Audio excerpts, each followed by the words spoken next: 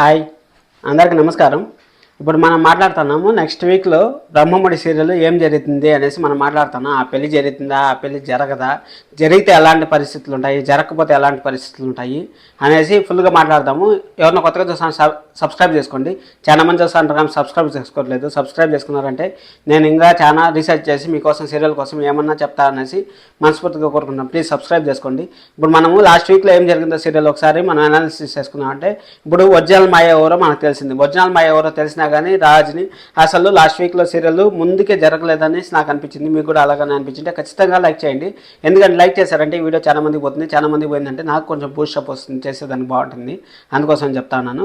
సరే అనేసి లాస్ట్ వీక్లో ఏం జరిగిందని ఒరిజినల్ మాయ దొరికింది. ఒరిజినల్ మాయ దొరికే రుద్రాణి గారు పోయి యాక్సిడెంట్ చేసేసి ఇప్పుడు అమ్మాయి పోలీస్ స్టేషన్లో ఉంది. ఇక్కడ అసలు మాయ ఎవరని తెలిసిన, అసలు దొంగ మాయ ఎవరని తెలిసినా కానీ రాజు ఏం చేయలేకపోయాడు. వాళ్ళ అమ్మ స్వప్న చెప్పింది, బామ్మగారు చెప్పారు, కళ్యాణ్ చెప్పారు, ఎవరు చెప్పినా కానీ ఏం చేయకుండా వాళ్ళమ్మ పెళ్లి చేయాలని ఫిక్స్ అయిపోయింది. ఇప్పుడు పెళ్ళికి కూడా అన్ని ఏర్పాట్లు స్టార్ట్ అయిపోయాయి. అసలు అంగరంగ వైభవంగా జరుగుతుంది పెళ్ళి. ఆ పెళ్ళి ఆగుతుంది ఆగదా, ఆగితే ఎప్పుడు ఆగుతుంది అనేసి నేను ఇప్పుడు మీకు చెప్తాను. ఈరోజు ఎపిసోడ్లో ఏం జరుగుతుందంటే, రేపు మండే ఎపిసోడ్లో ఏం జరుగుతుందంటే, ఇంకా పెళ్లి ఏర్పాట్లు అంతా జరుగుతున్నాయి. డ్రెస్సులు అంతా వేసుకొని బాగా రెడీ అవుతారు. ఇక్కడ కళ్యాణ్ ఇన్ని రోజులు ఒక్కొక్కరు కన్వర్జేషన్ వస్తుంది కదా, ఒక్కొక్కరు కన్వర్జేషన్ వస్తుంది. అదేవిధంగా ఇప్పుడు కళ్యాణ్ అనామిక కన్వర్జేషన్, మళ్ళీ రుద్రాణి గారు అది ఏం జరిగిందో మనకు చూపిలే. వాళ్ళ నాన్న మలేషియా పంపించేశారని చెప్పారు కదా, అదంతా ఏం జరిగిందని మనకు చూపించలేదు.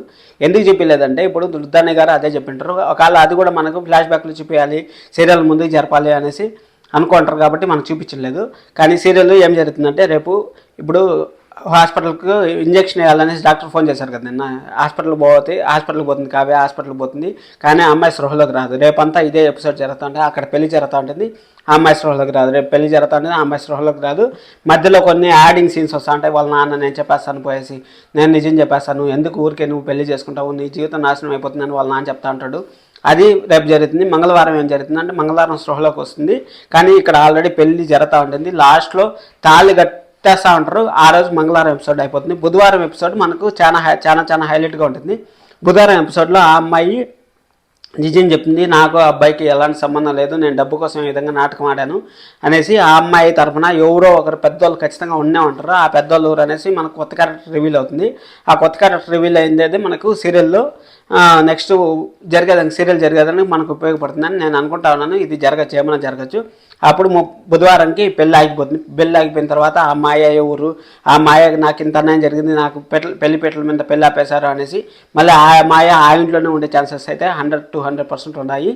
ఆ అమ్మాయి ఆ ఇంట్లోనే ఉంటుంది. ఇంక బుధవారం అంతా ఇంకా ఆ పెళ్ళి అయిపోయిన తర్వాత ఈ చెక్ విషయం ఒకటి ఉంది కదా, ఈ చెక్ విషయం వల్ల ఆఫీస్కి పోకుండా ఈ విధంగా ప్రాబ్లమ్స్ వస్తాయి అనేసి వీళ్ళు అనుకుంటా ఉంటారు.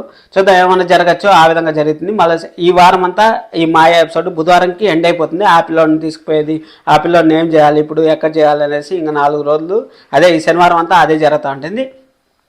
కానీ పెళ్ళి అయితే జరిగే అంత స్టేజ్కి వచ్చి తాళ్ళు బొట్టి ఇంక కడతా ఉంటారు. కట్టేటప్పుడు ఆపండి అనేసి కావ్య వచ్చి ఆపుతుంది. ఆపి ఏం చెప్తుందంటే, ఈ విధంగా ఆ అబ్బాయికి ఎలాంటి సంబంధం లేదు, ఆ మాయ దొంగ మాయ ఈ విధంగా డబ్బు కోసం ఈ విధంగా వచ్చింది అనేసి చెప్తుంది. అప్పుడు రుద్రాణి గారు అంతా ఏం నాటకం ఆడుతూ ఉండవా, ఏం ఇన్ని రోజులు గుమ్మినా ఉండి ఇప్పుడు ఎందుకు ఈ విధంగా చేస్తూ ఉండవా అనేసి రుద్రాణి గారు అనడము అవంతా జరుగుతూ ఉంటాయి సీరియల్లో. చూద్దాం ఏమైనా జరగచ్చు. ఇది నా అనాలిసిస్. మీకు ఈ అనాలిసిస్ కానీ నచ్చిందంటే మీరు ఖచ్చితంగా వీడియోని లైక్ చేయండి. అలాగే మీ ఫ్రెండ్స్ అండ్ ఫ్యామిలీ మెంబర్స్ కూడా షేర్ చేయండి. మన ఛానల్లో ఉన్న కొత్తగా చూస్తున్న సబ్స్క్రైబ్ చేసుకోండి. సబ్స్క్రైబ్ చేసుకున్నా నాకు చాలా బూస్టప్ వస్తుంది. అందుకోసం అనేసి thank you so much. This is Kiran. Thank you.